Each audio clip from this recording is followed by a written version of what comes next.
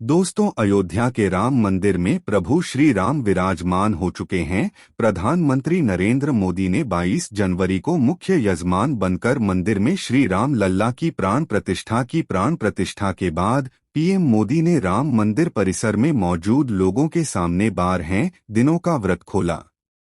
PM Narendra Modi ने 10 जनवरी को 10 minute 50 second का एक ऑडियो मैसेज जारी किया था, जिसमें उन्होंने बताया था कि वह यम नियम का पालन करेंगे। 12 दिनों के उपवास के दौरान पीएम मोदी ने सात्विक भोजन किया, वह सिर्फ नारियल पानी पर रहे। अपने व्रत के दौरान पीएम मोदी जमीन पर कंबल बिछाकर सोए थे। 12 दिनों के व्रत के दौरान पीएम मोदी ने 4 राज्यों के साथ मंदिरों में दर्शन किए। अपने भाषण के दौरान पीएम मोदी ने कहा, आपने 12 दिन के व्रत अनुष्ठान के दौरान मैंने उन स्थानों का चरण स्पर्श करने का प्रयास किया जहां प्रभु राम के चरण पड़े थे। मेरा सौभाग्य है कि इसी पुनीत पवित्र भाव के साथ मुझे सागर से सहयोग तक की यात्रा का अवसर मिला।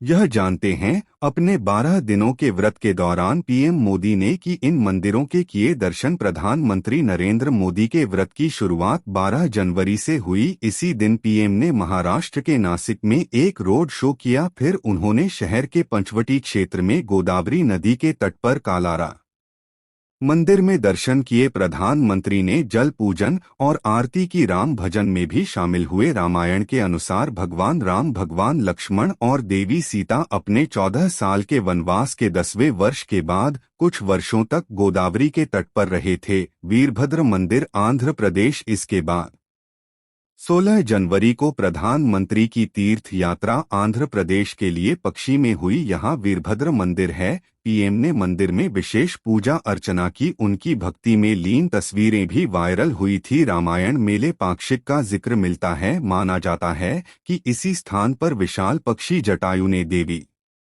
सीता को आते जाते हुए रावण को रोका था। जटायु ने यहीं पर प्राण त्यागते हुए प्रभु राम को माता सीता के अपहरण की जानकारी दी थी। उन्हें भगवान राम ने मुक्ति प्रदान की थी। गुरुवायूर मंदिर और प्रयास श्री रामास्वामी मंदिर, केरल। 17 जनवरी को तीर्थ यात्रा के लिए के पहुंचे पीएम ने गुरुवायूर मंदिर और प्रयास श्री रामास्वामी मंदिर में दर्शन के। प्रधानमंत्री ने त्रिशूर जिले के मध्य में स्थित गुरुवायूर में भगवान कृष्ण मंदिर में पूजा अर्चना की। इस मंदिर में पीएम मोदी एक्टर ने नेता बने सुरेश गोपी की बेटी की शादी में शामिल हुए। इस मौके पर मोहन लाल, ममूटी, जयराम और दिलीप समेत मलयालम सिनेमा के कई चेहरे मौजूद थे। रंगनाथ स्वामी मंदिर, तमिलनाडु। पीएम की तीर्थ यात्रा का आखिरी पड़ाव 20 जनवरी को तमिलनाडु के तिरुचिरापल्ली में रंगनाथ स्वामी मंदिर में था। इसका अयोध्या से ऐतिहासिक संबंध है। यह मंदिर देश के सबसे पुराने,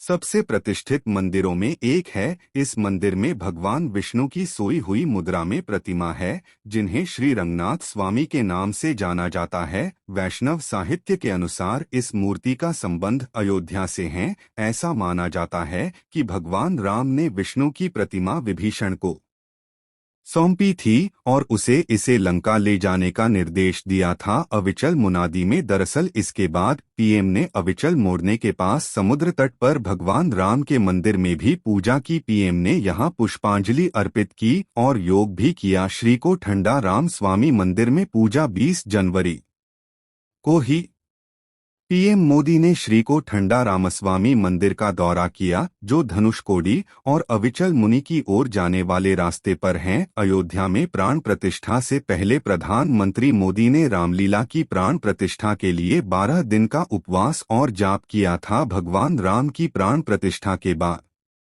गोविंद गिरी जी महाराज ने पीएम मोदी का व्रत खुलवाया। जो चरणामृत पीकर पीएम ने व्रत खोला, उसमें बेहद खास चीजें भी। प्रधानमंत्री मोदी को राम जन्मभूमि तीर्थ क्षेत्र ट्रस्ट के कोषाध्यक्ष गोविंद गिरी जी महाराज ने प्राण प्रतिष्ठा के बाद भगवान राम का चरणामृत पिलाया।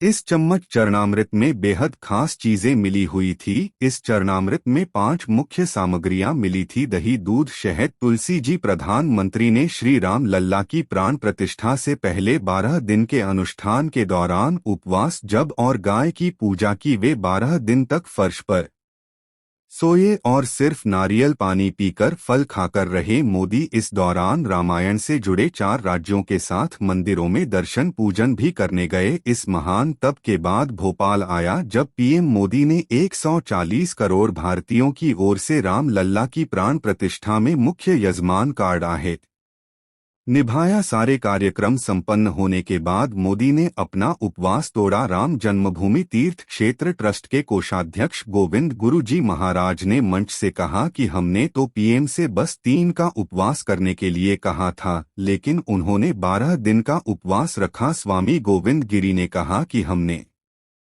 3 दिनों के लिए भूमि शयन जमीन पर सोने को कहा, लेकिन इतनी ठंड के मौसम में उन्होंने 12 दिन भूमि शयन किया। इस दौरान प्रधानमंत्री मोदी भी भावुक हो गए। गोविंद गिरी जी महाराज ने आगे कहा कि यह महापुरुष हमारे बीच मौजूद है। पीएम मोदी किसी महापुरुष से कम नहीं है। राम राम भक्त राय रामचंद्र आए भेद से रघुनाथ किया नाथ राय या सीता या पति नरमा श्री राम लल्ला भगवान है कि श्री राम लल्ला भगवान के भारत माता के शरीर माता की जय जय सीता राम। राम उत्सव के आज के इस कार्यक्रम के मुख्य अतिथि दुनिया के सबसे लोकप्रिय राजनेता भारत के माननीय प्रधानमंत्री आदरणीय श्री नरेंद्र मोदी जी, राष्ट्रीय स्वयं सेवक संघ के माननीय सरसंघचालक श्रद्धेय डॉ मोहन भागवत जी, प्रदेश की माननीय राज्यपाल श्रीमती आनंदीबेन पटेल जी, श्री राम जन्मभूमि तीर्थ क्षेत्र न्यास के अध्यक्ष पूज्य महंत नृत्य गोपाल दास जी,